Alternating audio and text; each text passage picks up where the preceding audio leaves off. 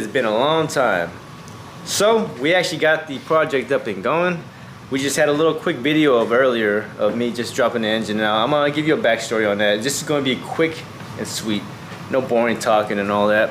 So the EG that we have been talking about that we actually purchased, we dropped the engine. We weren't planning on doing it for another probably year or so. Just driving on the engine, just cruising with the family. But transmission stopped going in gear, and I guess to me that's just God's way of saying, hey, let's drop the engine down and rebuild a faster, better engine. Story short, I'm gonna turn the camera around and we're gonna check this out real quick. So we found out the reason why it wasn't shifting in any gears. We've had this in the past, but whenever a transmission doesn't go in gear, we always get nervous. But thank God it wasn't the transmission, and we figured it out. Me and my brother Sita, we assumed it was going to be the spring in the clutch or the pressure plate itself right here. But we've had nothing but issues like this, and we've seen people have the same problem. As you can see right here, there's these springs right here, and they got these little guides that holds it in place, and you can see there's pieces of it broken. These are good right here, but this one broken on the edge right here is kind of missing. Has a little wear, actually not a little wear, a lot of wear. Same goes for this area, missing chunk. But check out this other side. I'm going to show you real quick. On this side, let's see, it is actually missing this whole chunk. I'm going to give you a different view. It's missing a chunk right here. And the crazy part is, that's a good 1/4 inch of piece of metal that goes around here. And the crazy thing is, I don't see it anywhere in the transmission when we took it apart. So the only thing I can think is someone installed this, a used clutch with it on there like that. Or maybe it fell out, which I highly doubt it fell out. I mean, it should be in the case. So with that all done and said, this engine is going to my brother and his sister-in-law's coupe. In fact, we might even do a little series on that. But first things first, my personal car.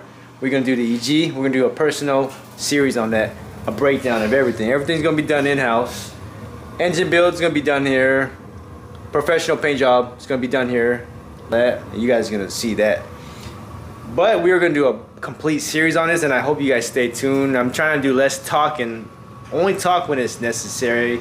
It's just more simpler to work, unless I had a cameraman. So anybody out there that wants to be a cameraman and come hang out, let me know. You know, I'm always down for that.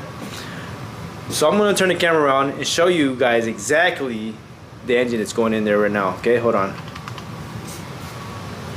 So this bad boy, I got it all cleaned up. I didn't show any videos of it.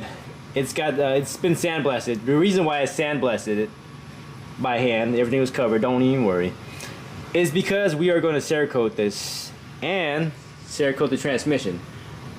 It just looks better when it's that silver look. With Cerakote, if you guys don't know any better, I'm going to explain it to you on a different series. So the story behind this engine is, it used to make 239 wheel horsepower. It is a B20 with some YCP pistons, which we are going to be redoing the same thing. Transmission, got it done. You know what? No need to explain. It's going to be another series. Engine belonged into this EF or ED if people want to get all technical and weird about it. I call it EF because the EF sounds better. So this is the infamous Candy EF from way back in the days. Anybody that knows me around this Washington area, they know this car. But yeah, we was freaking running the streets back in the days, 14 years ago, running 12s. To me, that was fast. And until this day, it's still fast enough. So we are just gonna end it here, and we're gonna make it a series. And sorry for the sloppy video. It's just I've been crazy busy. Oh yeah, check out this. Here's the rest of the engine parts for the EG. Got it all broken down, completely cleaned, ready to put back together as soon as we gather up all the parts to get everything together. But thank you for putting up for my weird video. I'm not good at this, and I hope you stay tuned. And I'm gonna make a ton more series just for the EG back there. So stay tuned and thank you. All right.